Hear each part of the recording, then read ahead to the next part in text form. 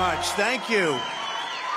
Waterloo, thank you very much. It's great to be here, and a lot of people outside, We want to stay right here, and I want to thank you very much. This is an honor.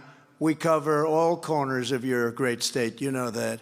And they said, Waterloo, what about Waterloo? I said, we got to get to Waterloo. So here we are. And I'm thrilled to be back in your incredible state with thousands of proud, hardworking American patriots. Let me begin by wishing you all a very Merry Christmas. Do you remember? Do you remember about 7 years ago I came, I said, they're going to be saying Merry Christmas again because department stores, of course, they have other problems now. They're being robbed. The department stores right now, they have very big problems. 400 or 500 people run into them, grab everything, run out, nothing happens because our law enforcement's not allowed to do their job. They're great, they're not allowed to do their job. So they have other problems too, but they say Merry Christmas now at least. And it's very important. That was a big deal, and now nobody even thinks about it. We say Merry Christmas. I'm honored by that. We're just 27 days away from Iowa's first in the nation. Thank you very much, President Trump, because you're first in the nation because I said you were first in the nation. It's very simple. And the caucuses are a big deal. On Monday, January 15th, we're going to win the Iowa caucuses, and then we're going to crush crooked Joe Biden next November. And we're going to very simply make America great again. Thank you. Thank you, Pastor. I want to thank a very special person. She stepped up very early and very strong, and she's highly respected. I think she's probably your most, we have to call everyone a politician, I guess, if you run for office. I think she's probably your most popular politician right now in Iowa. Brenna Bird, your Attorney General. Thank you, Brenna. Thank you, darling. She's been incredible. A man who endorsed me before I was even running. I said, who's this guy from Iowa that keeps talking about Trump? And he's I call him the Marlboro Man. He's a handsome guy. State Senator Brad Zahn. Brad, where's Brad? Thank you, Brad. Thank you very much. He's been great. He was endorsing me before I ran. I said, who is that guy? But he was probably the first one in the whole country. State Representatives Bobby Kaufman, who's fantastic, by the way. And his father's fantastic, too. Derek Wolf, Craig Johnson, and, of course, Iowa GOP Chairman Jeff Kaufman. There's a slight relationship there. Thank you very much. Thank you, everybody, and a great job. And it's fantastic to be with you. We'll be back a few more times, believe it or not. We have that big day coming up. We'll be back. We got to be sure that we put this thing away. The poll numbers are scary because we're leading by so much. The key is you have to get out and vote because, I tell it all the time, if you don't get out and vote, we can put this to bed after Iowa, if you want to know the truth. We can put it to bed for them, too. They can go home and forget it. But you have to go out. Don't sit home and say, I think we'll take it easy, darling. It's a wonderful day, beautiful. Let's just take it easy, watch television and watch the results. No, because crazy things can happen. You got to get out. This is really important. Our country's at stake. We have a country that's never been in trouble like it is right now. So get out and vote, whether we're leading in the polls or not leading in the polls. And in this case, we're leading by 30 to 40 points, I guess. But we got to win. Maybe we can win by more than that. Because, if we win in a massive number, but it's a little bit less than that, they'll say, oh, he didn't meet expectations. It was because they're fake news. We know that, They're fake news. They are the biggest fakers in the world. During this holiday season, families all across America are struggling under the brutal weight of Crooked Joe's failures, disasters, heartless betrayals, and inflation. While the stock market is making rich people richer, and I mean, it's crazy what's going on. Rich people are getting richer. Of course, I'm a politician now, so we just keep chugging along, right? But you're going to have a crash the likes of which you haven't seen because of what they're doing. It's going to be scary. Biden's inflation catastrophe is demolishing your savings and ravaging your dreams. his sky-high energy prices, the highest we've ever had, are brutalizing your wallets. Our border has been erased. Criminals are running wild in our Democrat-run cities. And thanks to Crooked Joe's breathtaking weakness, the world is going up in flames. The whole world is up in flames. You didn't have any of this stuff when I was president. I'd call and I'd say, you can't do that, to the head of a country. And they wouldn't do it. And Russia would have never done it. And Hamas would never have done it because Iran wouldn't have given him the money or had the money to do it. No, it's very terrible what's going on. Hard to believe, actually. Joe Biden and the Democrat Party are incapable of solving any problems.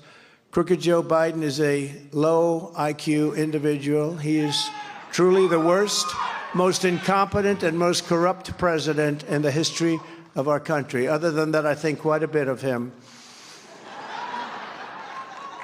Can you believe what's going on in our country? Can you believe what's going on with the border? You watch, and the fake news doesn't want to show it too much, certain of them. And I will tell you what's going on in our border. They're coming in by the millions, and we have no idea who they are, coming from all over the world. But with your vote in this election, together we're going to save America, and we're going to bring our country back from hell. Our country's been in hell. Not one thing has gotten better under Crooked Joe Biden. Under the Trump administration, you were better off, your family was better off, your neighbors were better off, and our country was better off. And you're also much safer when you had me behind the desk of the Oval Office. You were better off 5 years ago. Think of it. Just ask yourself, were you better off 5 years ago? Or are you better off today with the inflation, with bacon that costs you 4 times higher than you would have had to pay a little while ago? It's going up. Nobody's ever said anything like it. But what a difference a president makes. A president makes a big difference. Since Joe Biden took over, we've had a 3-year inflation rate of over 20%. Under my leadership, inflation was non-existent, and we had gasoline at $1.87 a gallon. After 3 years of Bidenomics, the average monthly mortgage has gone from $1,700 under my administration to $3,400 under this terrible administration. As long as Joe Biden is in the White House, the American dream is dead. It's dead. There is no American dream. But all of that will change the minute the polls close on election night 2024. It's going to all change. The next economic boom will begin the instant the world knows that Crooked Joe Biden is gone and Donald J. Trump and us, all of us together, have won 4 more years as President of the United States. It's a very important thing because our country is really, it's a disaster. It's not even believable what's happened to our country in a period of 3 years. Powered by the momentum of our historic victory, by Christmas of next year, that's a couple of months later, by Christmas of next year, the economy will be roaring back, energy prices will be plummeting, the hordes of people charging across our border will have totally ended, the invasion will have stopped. And I heard somebody today say, one of these genius analysts, the stock market's good, the rich get richer, but the stock market's good because they think Trump is going to win the election. And I believe that's true. And whatever good they have right now is the fumes of what we left them. It's coming off the fumes of what we've left them. But the stock market is good because a lot of people think we're going to win the election. So that's an interesting fact. I felt that, but I didn't want to say it. But I think we will say it.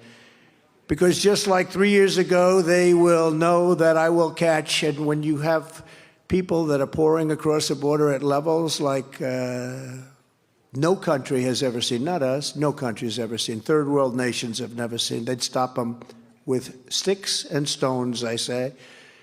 But they'll know that I'll catch them and we'll send them home, and the entire world will be safer and more peaceful because everyone will know that the days of Biden surrenders are over. So many mistakes. There's been nothing good that's happened. Nothing good. What good has happened in the last 3 years? Our country's gone to hell. As soon as I get back in the Oval Office, I'll also immediately end the war on Christians. I don't know if you feel it. If you have a war, there's a war. Under crooked Joe Biden, Christians and Americans of faith are being persecuted, and government has been weaponized against religion like never before, and also presidents like never before. Here I am. I always say Al Capone was treated better than I was treated. Scarface, Al Capone, he was a tough one. Biden and his corrupt Department of Injustice have sent SWAT teams to arrest pro-life activists. They've targeted conservative parents at school board meetings who don't want filth taught to their children. It's filth. What they're teaching in schools is filth and nonsense, and we can't let that happen. But they're being targeted, and now the communists, Marxists, and fascists are going hard after Catholics, even plotting to send spies into Catholic churches. It's all come out, just like in the Soviet Union from days gone by. Now think of it. If you're Catholic, why would you vote for a Democrat? What they're doing to Catholics, I don't know what's going on with the Catholics, but they're really being persecuted. Why would you vote for Biden, and why would you vote for a Democrat? A new report from the House Judiciary Committee proves that the Biden FBI actually targeted Catholics as potential domestic terrorists. Do you believe this? And, you know, evangelicals will not be far behind, because when that starts, it starts happening on a very major scale. When I'm back in the White House, never again will your government be used to target Christians and other religious believers. Upon taking office, I will create a new federal task force on fighting anti-Christian bias to be led by a fully reformed Department of Justice that's fair and equitable. Its mission will be to investigate all forms of illegal discrimination, harassment, and persecution against Christians in America. They are going after Christians in America. Who's can believe all this stuff? It's not believable, is it? But it is fact. It's just like so many of the other things when I stand up and I say that we will stop, and I've said it, we will stop men from participating in women's sports. I mean, the whole thing that you have, no, but things that you say that you can't believe. You're up here and saying it. We are for parental rights.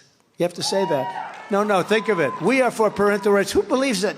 10 years ago, 15 years ago, who would ever have to say a thing like that? We're for parental rights. Of course we're for parental rights. But the Democrats aren't. They're fascists. They're not. They want school boards. They want people to take your children and do things with your children that are not even speakable. Americans of faith are not a threat to our country. Americans of faith are the soul of our country, and they have been from the beginning. I will defend religion, and I will defend In God We Trust. We will defend In God We Trust, which is... And you know that very important phrase is under siege. You do know that, right? We will defend it 100%. When Joe Biden lit the national Christmas tree earlier this month, he completely failed to even mention the birth of Jesus Christ, which is hard to do if you're celebrating Christmas, right?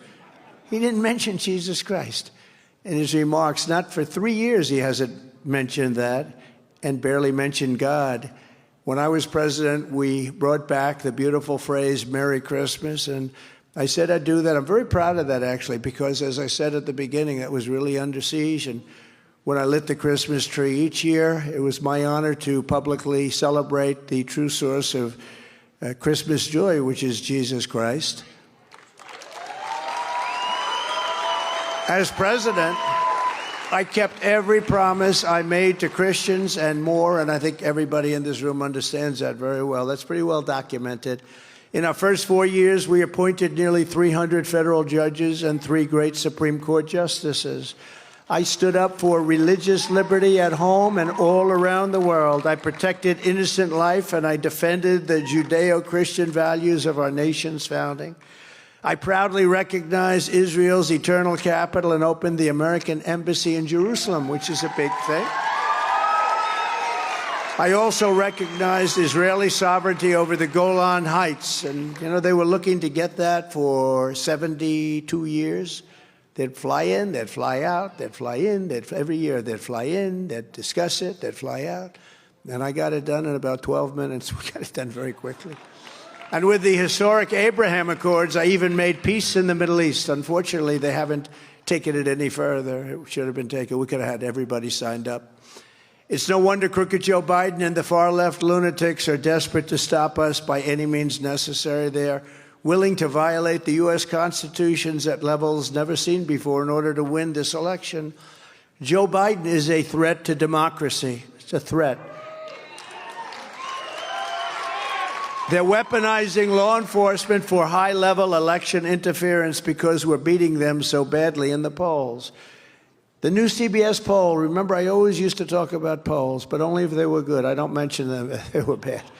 I had a tendency, if they were bad, I didn't talk about them, right? I don't know.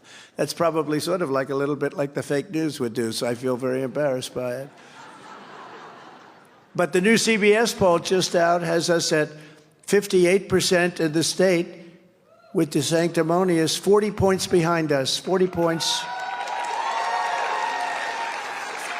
The new Morning Consult poll, that's in your state.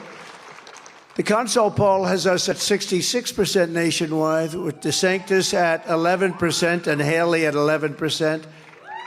And then they said Haley is surging because she went from 9 to 11. I went up 7 points. She went up 2 points. And it's harder to go up 7 when you're almost at the top. There's not that many points left. So I went up 7, she went up 2, and the headline was, Haley is surging because she caught the sanctimonious. The Fox poll has us trouncing the primary field at 69%, with DeSantis at 13% and Haley at 9%. And, you know, it's sort of interesting. He did an interview the other day, and the announcer, this was sort of a straight interview at a major network. Ladies and gentlemen, it's a great honor to have Governor Ron DeSantis with us. No, it's DeSantis. So that's good branding. Do you agree? That's good. Nah, but he is sanctimonious. In the new Rasmussen poll of the general election, we're dominating by 10, 11, 12, even 14 points. And the Washington Post had it up 11. And then they said, oh, this must be an outlier. They spend $1.5 million on a poll, the Washington Post, and they panic. They say, this must be an outlier. This is the first time anyone ever had a poll, and they said, we think our poll must be wrong. But we have even better numbers than that. No, they're going crazy. But none of this matters if you don't show up to support us on January 15th and again on November 5th. So it's, again, the same thing. You got to show up. Even if you think we're going to win by a lot, you got to show up, because winning by a lot is very meaningful, even as countries watch from afar, because we would never have any of these problems if I were president. But when they see the kind of support that we have incredible support. We have more support than we did in 2020 or 2016, and we did great. We won 2016, and then we did even better by a lot, by millions and millions of votes in 2020. It was a rigged election. The radical left Democrats rigged the presidential election of 2020, and we're not going to allow them to rig the presidential election of 2024. We're not going to allow it. Every time the radical left Democrats, Marxists, communists, and fascists indict me, I consider it actually a great badge of honor. Thank you very much. I appreciate it. Thank you very much. Because I'm being indicted for you. Never forget, our enemies want to take away my freedom because I will never let them take away your freedom. It's very simple. I'm not going to let them do it. They want to silence me because I will never let them silence you. And in the end, they're not after me, they're after you. I just happen to be standing in their way, and I always will stand in their way. And, you know, I've been saying this a lot lately because I see the kind of crowds. We go up to these large areas. We come out to the rural areas. No matter where we go, we have packed houses, some of them. We filled up an arena last time, a massive arena. We had thousands of people outside, couldn't get in. Brad was there. He couldn't get in. He got in. We almost said, keep him out. Let's keep him out, right? No, he's always going to be invited. This is far more than a campaign. This is the greatest political movement in the history of our country. That's what it is. This is a great political movement. This is not just a campaign. And together we will once again fight for Iowa families and Iowa farmers, just as we did 4 straight years. We fought for you. We've done more for the state of Iowa, than any president ever in history. There's never been because when you add it all up, what we've done, unlike Crooked Joe, who wants to dramatically increase the estate tax, or the death tax as they call it, I virtually eliminated the unfair death tax, saving countless farms and families of farmers. They love their children. They leave their farm to the children, and the tax was so incredible that the children would often have to file bankruptcy because they had to go borrow money to pay the estate tax or the death tax. And I eliminated that tax. I eliminated. So now you can leave. If you love your children, if you don't love your children, then I haven't done that much for you. But some people love their children. Does everybody in this room love their children? I do. Does anybody in this room not love their children? Raise your hand. Oh, that guy in the blue jacket raises his hand. But no, it's very important because people were going to the heirs. You know, you inherit a farm, you have a 40, 50% tax to pay, and they fight with you over the tax, and they end up going to the bankers. The banks just have been so bad, not the local bank. Some of these big banks have been horrible, horrible people running them. But, you know, the banks, they loan the money and they end up taking over the farm. We're not doing that. So we ended the estate tax, and farms and small businesses now, they don't have to go into hock and end up losing everything. And the parents are very happy about that. They're looking down and they're saying, I'm so happy. I love President Trump, because that was a big thing. I ended the NAFTA disaster, the worst trade deal ever made, and replaced it with the USMCA, the best trade deal ever made. And that was a giant win for Iowa farmers. I took on the communist Chinese like no administration in history. Communist China was doing a number on the farmers, and you know it better than anybody, bringing hundreds of billions of dollars pouring into our treasury when no other president had gotten 10 cents from China. Nobody had ever brought in any money. I brought in hundreds of billions of dollars from China. In fact, China is not now doing very well, and a lot of people think it was because of what I did with respect to all of the hundreds of billions I brought in. And Biden is unable to cancel it because it's so much money that they're having a hard time canceling. It's hard to say, oh, gee, let's not do that for hundreds of billions of dollars. And then I gave the farmers $28 billion straight out of the tariffs I took in from China, a large part of which came right back to the state of Iowa, right? That's why my people in the back, you know, my great geniuses, sir, please don't say that too often, because you sound very conceited when you say that you guarantee that Iowa is going to vote for you. You guarantee Iowa.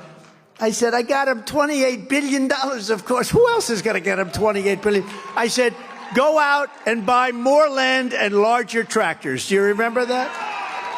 But you know what? They stuck with me because we had a period of 6 or 7 months with China. You know, the great negotiators, they were playing hardball, but we ended up winning, and we made a trade deal with China. I don't even talk about it because of COVID, but we made one of the greatest trade deals ever made. They buy $50 billion worth of product from this country, and they were buying nothing before that. They were buying nothing. So it was an amazing thing that happened, and it's an honor to have done it. And I do believe I could say that, but I won't say it because I will not say that because my people have said. So I will not guarantee it, but I pretty much guarantee it, okay?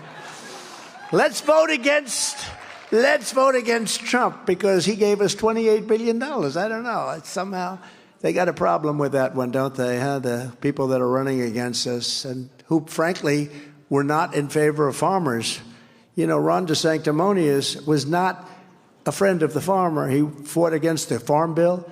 He fought against ethanol hard, very hard. Now all of a sudden he loves ethanol. About 2 weeks ago it started, right? No one gets abused on trade worse than American agriculture, yet no other president lifted a finger for you. Nobody lifted a finger for you in Iowa, nobody. Under my leadership, we will have a great rebirth of loyalty to the American farmer and loyalty to the American flag.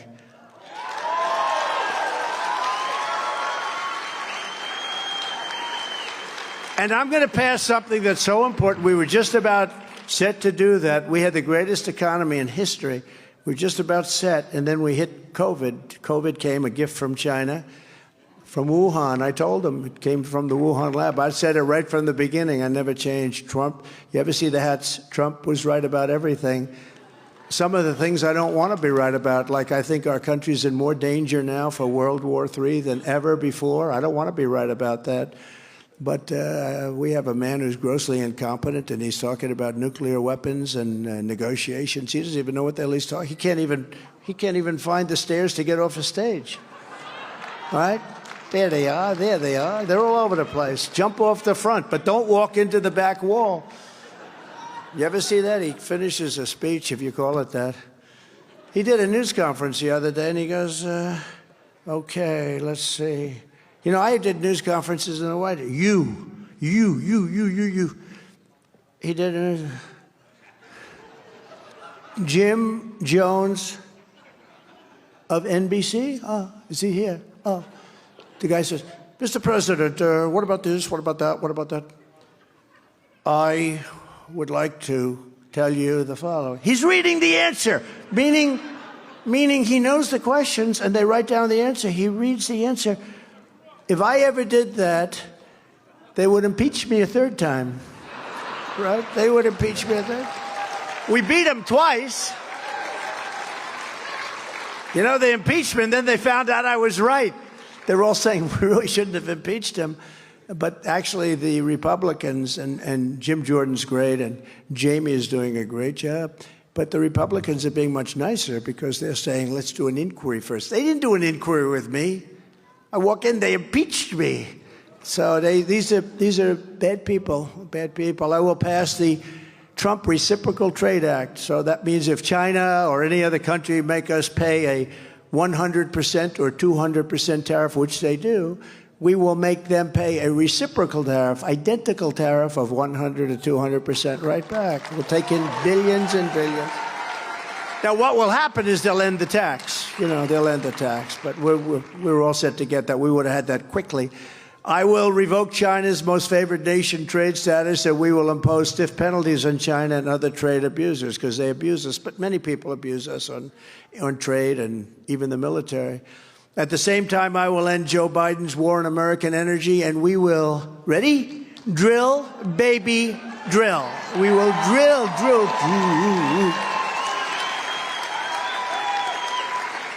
We'll put straws in the ground and we'll have oil coming up. We have more oil than anybody, oil and gas. We have more than any other country in the world. And, you know, we took it from fourth place to first place in just a short period of time. We were going to make so much money. We were making so much. We were energy independent. Think of that. Gas prices, oil prices down so low. Record numbers in some cases, but down so low. And we were going to sell it all over the world, fill up our strategic reserve, which I was doing very cheaply by comparison to what they're doing now. He used the money just to have a better election. He used a lot of the money. It's drained. It's the lowest point it's ever been right now. That's meant for military. That's meant for real problems, not to keep your gasoline price down so that you can get some votes during an election. But they brought it down to the lowest level in order to try and remain relevant for an election. It's very terrible what they've done. They've done a lot of bad things. As part of our common sense energy policies, I will once again stand up for Iowa ethanol like I have done. I've been your savior. Many people did not want anybody to stand up for it. I just promised as president, I issued a historic rule declaring that E15 would be made available all year round. You know what that means? I did it all year. It was 8 months, and I did it all year round. Nobody thought that was going to happen, and letting them use the existing pumps. Now, that doesn't sound very glamorous, but it was hundreds of millions of dollars would have had to be spent. That would have been an increase in price to you. And I let them use the existing pumps. Very simple. I brought in experts. I said, well, what's the difference? They said, well, sir, the old ones are actually better. I know that because a lot of times equipment is much better. The older equipment's a lot better than the new equipment.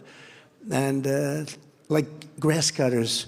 All you have in a grass cutter today is environmental computers and equipment.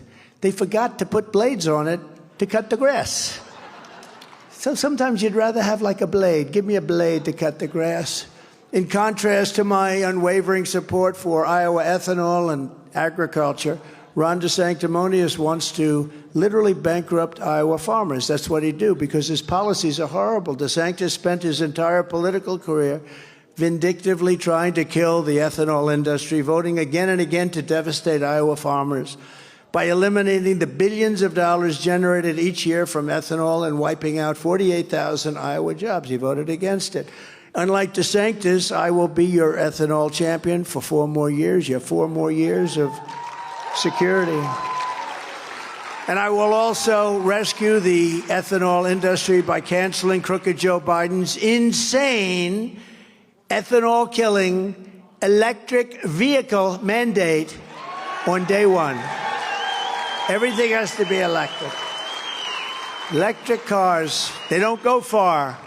They cost too much. They're all going to be made in China. The United Auto Workers are going to all be voting for Trump because this mandate's going to kill all jobs. All jobs. They've lost so many now to Mexico. 32% went to Mexico. Many went to Canada, and the rest went to China. Whatever we have left, it's peanuts compared to what it should have been. But this electric car thing is just crazy. If you want to drive, maybe, let's say you're here. If you say, let's take a drive to beautiful, safe Chicago. It's so safe. Let's drive there. How many times would you have to stop? About 9? You know, it's just crazy. It's these people, and they know it. They know it's crazy. They don't want to even listen to people. Same thing with the trucking industry. They want to have electric trucks. So a truck, a big, beautiful truck like Peterbilt or one of them, they can go, the big ones, they can go 18-wheelers. They can go about 2,000 miles, they say, 2,000, on a big tank of diesel. And an electric truck comparable, which you can't be comparable because you need so much room for the battery. Most of the area that you're going to carry your goods going to be battery. But assuming we take away that problem, which is not easy to take away, you'd have to stop approximately 7 times to go 2,000 miles, right? You go about 300 miles, and they don't want to change that. You'd think after if I were sitting there and that was explained to me and verified, I would say, of course you're not going to do that. We'll destroy our supply chain. But the Attorney General would agree with me. I mean, you don't have to be a great expert to know. You can't do that. One goes 2,000 miles and the other one goes 300 miles, and you don't have any capacity because half of it's got to be for battery. The batteries are massive. Crooked Joe puts China first. He puts Asia first, Ukraine first, illegal aliens first, environmental maniacs first. He puts everyone first. But he puts America last, he puts Iowa last, he puts our workers last, he puts our farmers last, and he puts everything that's good last. And by the way, they abandoned Iowa. You saw that, right? They left Iowa. I don't think he's going to do too well here. You know, they used to be together with them, but they've gone now to another state, good state also, by the way, but they've left a tradition. I said, we're never going to do that. We're never going to do that to Iowa. You know, it's got a great political tradition. And I kept Iowa first. That was me. I put Iowa first, and I will put America first every single time I put our country first. So job number 1 when we return to the White House will be to restore peace through strength. Peace through strength. For 4 straight years, I kept America safe. I kept Israel safe. I kept Ukraine safe. There was no talk of this. And I kept the entire world safe. A great gentleman, Viktor Orban, Hungary. He's the leader. He's the boss. He's everything you want to call him. He's a tough guy. He's tough, very well. I mean, he knows Russia very well. He knows Ukraine very well. They were saying, what do you think is going on with the world? He said, what's going on with the world is Trump isn't there anymore. We didn't have any of these problems. He said, what would you suggest? Bring Trump back as president of the United States, and you won't have any of these problems. He said, when Trump was there, these leaders, China, Russia, all of them, they were afraid of the United States. They feared the United States. They respected him. And I thought it was a nice statement, so I repeat it as often as I can, because I know one thing, the press is not going to repeat it. You know, you might as well repeat it yourself. This is a lesson. Repeat it yourself, because they're not going to be repeating it. I'm the only candidate, I think you know this, who can make a very important promise. So I think the world's in more danger than it's ever been because of the power of weaponry, and I will be the only one that can say this with great surety. I will prevent World War III. World War III. We're very close. I don't know if you feel it. I don't know, Madam Attorney General, if you feel it, but we're very close to World War III when you see these discussions taking place. You know, we had an axiom, never, ever talk nuclear, never mention the word nuclear. It was not a word that was mentioned because the power is so ridiculous, and we didn't mention it. Now, all the time, you're hearing nuclear from them. From them. You're hearing it from other countries. It was unacceptable. It was a word that you couldn't say. And all of a sudden, you're hearing that word all the time. And this wouldn't be a war like with army tanks running back and forth, shooting at each other, World War I, World War II. This would be obliteration. This would be the worst thing there's never been. This would be obliteration. You cannot use the word. You cannot discuss that word. But I rebuilt our military to a level that it's never been before. And that includes that, you know, our nuclear stockpile, I have no choice. I hated doing it, but it's all tippy-top. It's all really in the best of condition now. We had stuff that we had no idea if it even worked. It was 40 years old, and the wires to the phones didn't even work. Nothing worked. And everything's been rebuilt. We've done a great job, really an amazing job. And the only reason we had to do that is because China is building their heart out with nuclear, and Russia, as you know, has comparable to us. So it's a very dangerous position when you see the words that are being spewed. And I'm saying, and I'm watching it, I'm watching his language and his body language, I'm saying he's saying the exact opposite of what should be said. We're very unsafe, and we have 11 months to go, you know. That's a long time. They can do a lot of damage in 11 months. Under the Trump administration, we had the most secure border in U.S. history by far. We built 561 miles of border wall and got Mexico to give us 28,000 soldiers free of charge. That was much more than, as I said, we'll get Mexico to pay for a big portion of it. This is much more. We have 28,000. I had 28,000 soldiers free of charge. I said to them, you're going to have to give us 28,000 soldiers. We need that. They said, no, no, no, no, we will not do that. I said, of course you will.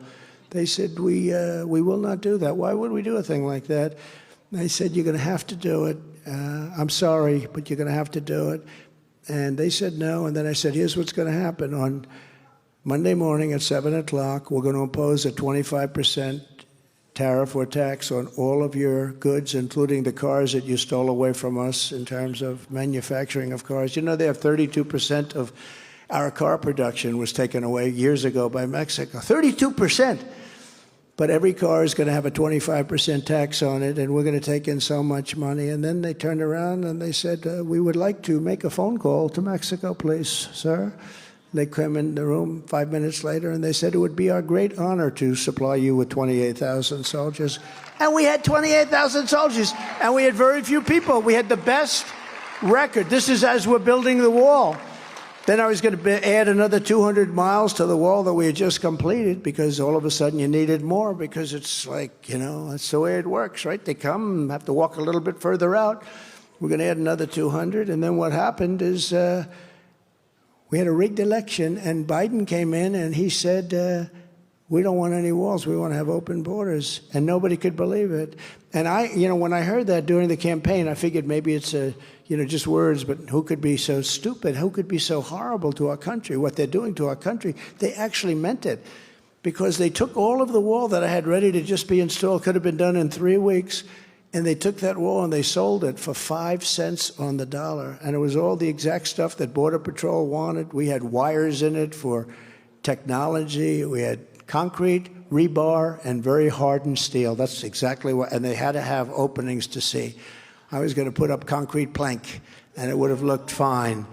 But no, but think of it, it's so sad. And they actually sold a lot of it for 5 cents on the dollar. Now they'll end up building it at some point because, you know, 2 things that work. Remember the old days with the campaigns? I said there's only 2 things that work, because your phone that you have and your computer that you have, in about 2 weeks it's obsolete. You have to buy a new one. The 2 things that work are wheels and walls, right? Wheels will always be there, and walls will always be there. They're the only 2 things that will never get obsolete. Now we have a border catastrophe like in, nobody's ever seen really anything like it. I mean, if you look today over the last, frankly, look over the last 3 years. But you look now, it's so bad. It's like nothing in the history of the world. Yesterday, we had a single highest day record of illegal border crossings ever recorded, 12,600, one day. We have no idea who any of them are. They come from Africa. They come from Asia. They come from South America, but not just South America. They're all over the world. They dump them on the border and they pour into our country, and nobody's there to check them. And the Border Patrol is incredible, by the way. They want to do it, but they're told not to do their job. It's crazy what's going on. They're ruining our country. And it's true. They're destroying the blood of our country. That's what they're doing. They're destroying our country. They don't like it when I said that. And I never read Mein Kampf. They said, oh, Hitler said that in a much different way. No, they're coming from all over the world, people all over the world. We have no idea. They could be healthy. They could be very unhealthy. They could bring in disease that's going to catch on in our country, but they do bring in crime. But they have them coming from all over the world. And they're destroying the blood of our country. They're destroying the fabric of our country. And we're going to have to get them out. We're going to have to get mass numbers of these, especially the criminals. They're coming from jails, prisons. They're coming from mental institutions. They say, please don't say the words insane asylum. But I have to say it. They're emptying out the insane asylums from all over the world. Why wouldn't they? I would do it if I were running Guatemala, El Salvador, Honduras, Mexico. They're emptying out their prisons into our country. How stupid are we to allow this to happen? This week, the Biden administration closed 2 vital railway crossings so that border agents could be redirected to help process even more migrants. They were coming in. You saw the trains with thousands and thousands of people on top of them and in them. Thousands and thousands of people pouring into our country. And we actually allow them to come in. They process them. Where do you come from? Where were you? I was in a jail. Oh, okay, you can come in. Come on in. They let anybody in. And you have other people that study. You probably saw Melania this week where she held a great, beautiful reception for people that came into our country legally. They studied, they worked, they had to take exams, they had to talk about our flag and George Washington and everything else. It was a beautiful day. But that's the way it's supposed, because we want people to come in, but they have to come in legally. But what's happening now is the whole system is being underrun. And no country can sustain this, by the way. You know, you have children going to school. They don't speak the language. You have children going to school speaking languages that nobody even knows what the language is. There are many languages in the world. They don't even know what the language is. And they're sitting in classrooms, and there's no room for our students in the classrooms. And they don't speak the language. On my first day back in the White House, I will terminate every open border policy of the Biden administration, stop the invasion on our southern border, and begin the largest domestic deportation operation in American history. We have no choice. No country can sustain this. We will restore law and order to our communities, and I will direct a completely overhauled DOJ to investigate every radical, out-of-control prosecutor, of which we have many, in America. I have a guy named Deranged Jack Smith. He's a deranged person. He happens to be after me.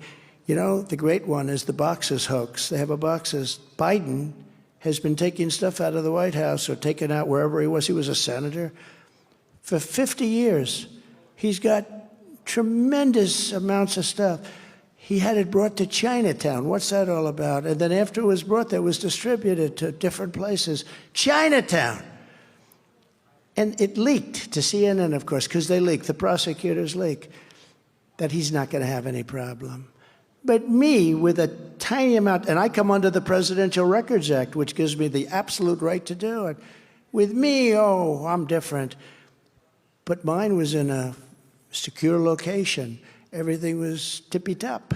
But, you know, with this guy, just think about it. They don't want to do anything. They're not going to do anything. It just came out. They released it. They leaked it. They leak it because they're dishonest. You're not supposed to leak that. They talk about classified documents, and they're leaking about classified documents. But he had many classified documents. Just think about it. And they leaked that he's going to be okay. He did nothing wrong. He did everything wrong. And he made it impossible for them. And he took things when he was a senator, which Dick Durbin is on television. He's a senator, Democrat. He's saying, oh, if he did that, that's a crime. That's a terrible thing. And he never came under the Presidential Records Act because he was vice president and he was a senator. But for him, it's okay. For me, and I have total protection. I'm allowed to do it. You know, the New York Times wrote an article, and I'm sure the writer got fired, but basically it said, please, please, please, Mr. President, and that was the title, something like that. Please, please, please, Mr. President, like James Brown. Did you ever hear please, please, please? Please, please, please, Mr. President, may we have, they said the only right they have is to say, please, Mr. President, may we have them, because I'm entitled to them. And this was in the New York Times, big article, and yet they leak that Biden has no problem, but they continue because I have a deranged prosecutor. He's a deranged person. And the good news is people get it. That's why my poll numbers are so high, I believe. Because, you know, I would really have, I think we'd be winning by a lot, but now we're winning by numbers that nobody can believe. I think it's why our poll numbers, because they see this persecution that goes on in this two tiers of justice or injustice, and they don't like it. They don't want that. This is not what America is all about. So I appreciate everything, and I appreciate all the support we get, because that makes a big difference. When you have poll numbers where it, you know, where we're like literally 80 and 90 points higher in some cases, and some of these guys. We have guys running like from Arkansas. He's been at 0 for 7 months. Ada Hutchinson, I call him Ada. It's Asa. The only reason I corrected is they'll say, he didn't know his name. He didn't know his name. He must be cognitive, you know. Don't forget, I do most of this stuff without teleprompters. They do. Biden. No, if I say Ada Hutchinson, oh, they'll do it anyway. I just gave them an idea. Look, they're starting right there. They'll say, he didn't know his name. No, it's Asa, but I call him Ada. But this guy has been, he's the governor of Arkansas. He's got the personality of that floor tile. See the tile? There's a broken tile right there. That's about as much personality. And he's a nasty guy. He's got 0 for, how many months has he been running? Like a year? For a year he's been running. He's at 0. Chris Christie, who's got a serious case of Trump derangement syndrome. He's sick. Between him and Liz Cheney, does she have Trump derangement syndrome or what? No. And I let Scooter Libby out. You know, it's a friend of their family. They didn't do anything for him. I did. They didn't get him out. I got him out. I gave him a pardon because he was treated very unfairly. Scooter Libby, but he was a very good friend of the Cheney family. They didn't do anything for him. I did.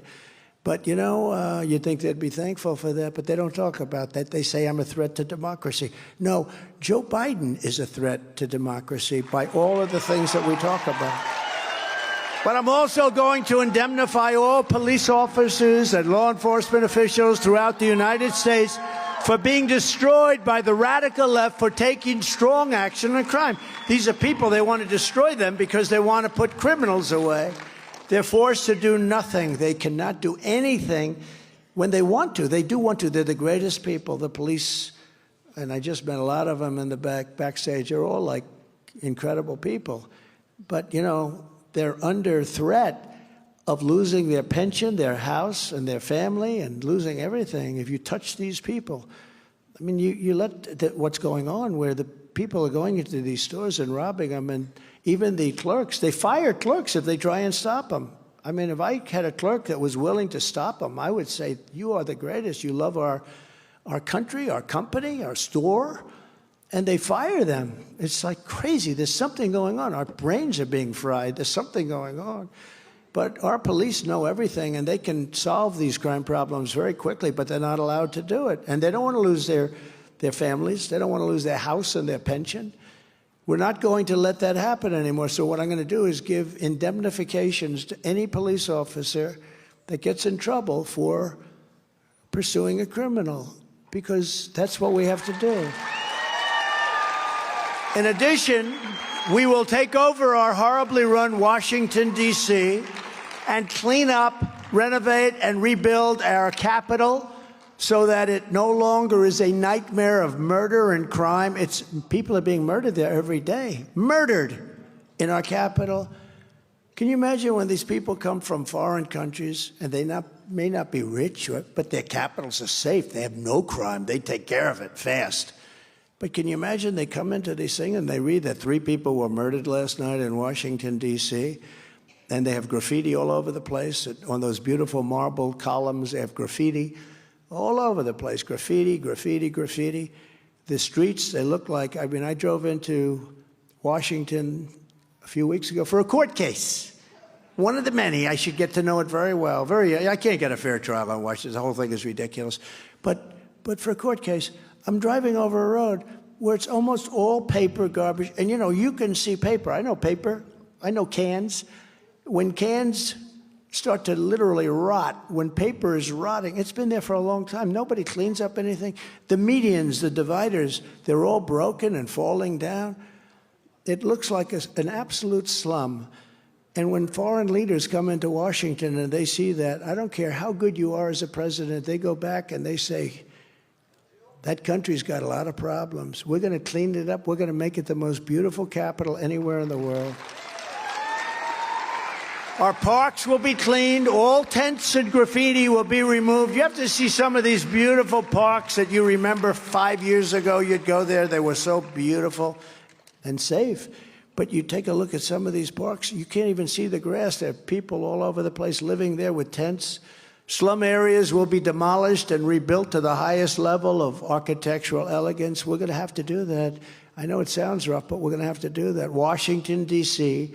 will become a symbol of beauty, security, freedom, and strength again. We have to have that. We can't let this happen. They've taken over the Capitol. In addition to our capital, we're going to rebuild our cities into beacons of hope and safety and beauty better than they've ever been before. I mean, you're not thinking too much about that in Iowa, but, you know, you want to see your country be great.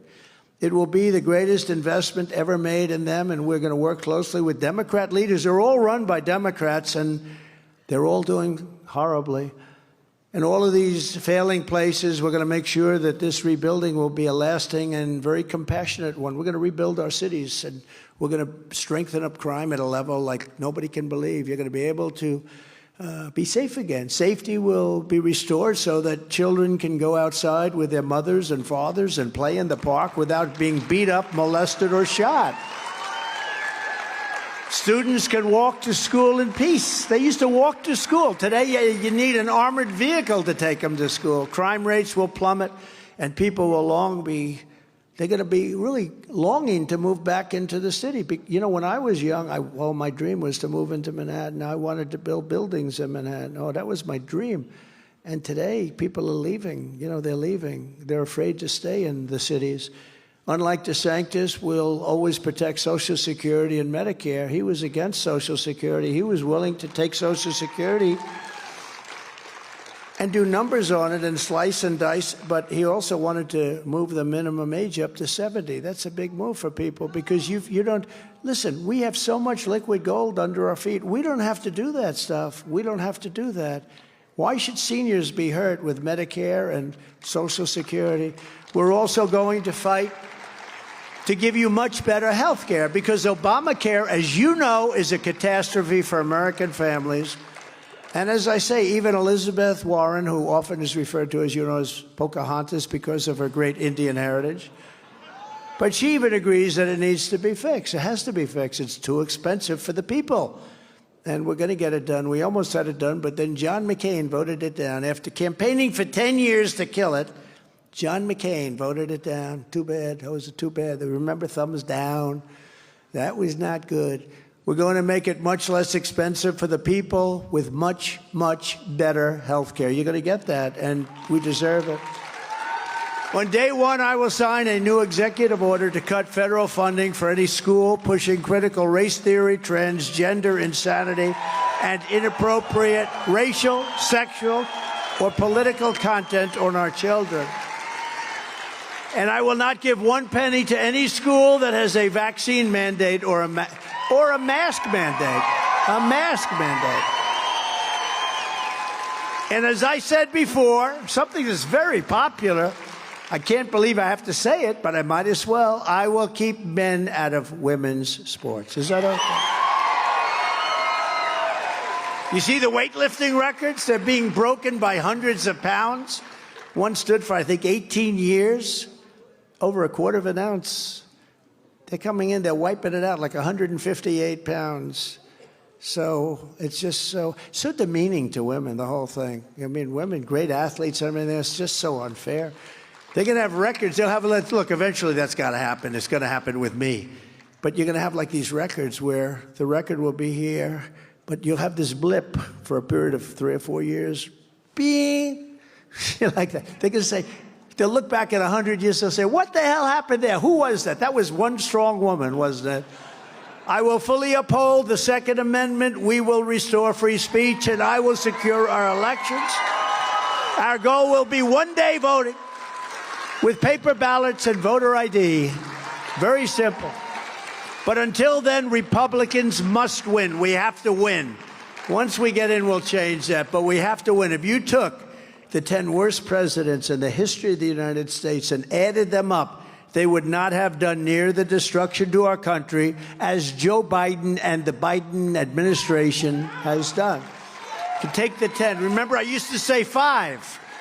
But you don't have to say 5. You could take the 10 worst presidents and they would not have done the damage that he's done. So if you want to save America from Crooked Joe, then get every patriot you know. Make sure they are registered Republicans, have to be registered Republicans, and get them out to vote in their local precinct caucuses at 7 p.m. on Monday.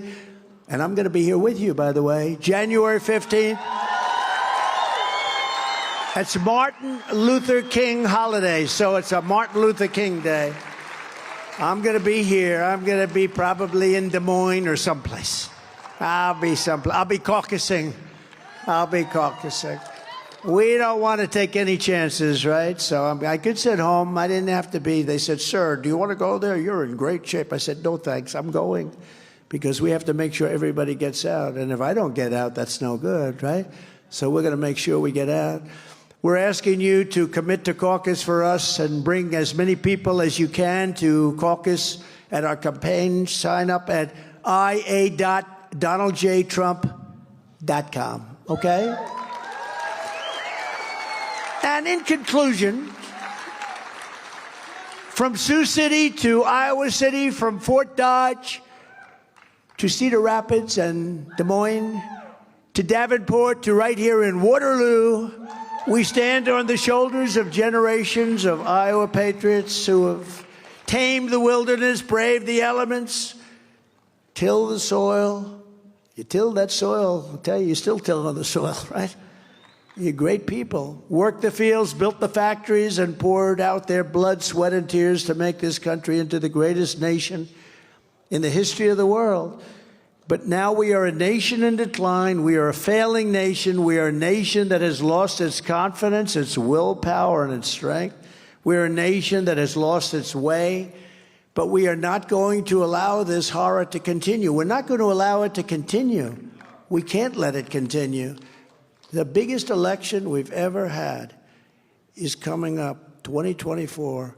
You know, I used to say that with 2016. This is the biggest election. I meant it. But we had a big border problem. In fact, I fixed it so good that in 2020, we couldn't talk about the border. They'd say, sir, nobody cares about the border. I said, what do you mean? It's the biggest thing. You fixed it, sir. It was totally fixed. And then what happened is not even believable. This is the single biggest election in the history of our country. This is going to determine whether or not we even have a country left, because these people are destroying our country. 3 years ago, we were a great nation, and we will soon be a great nation again. It was hardworking patriots like you who built this country, and it is hardworking patriots like you who are going to save our country. We will fight for America like no one has ever fought before.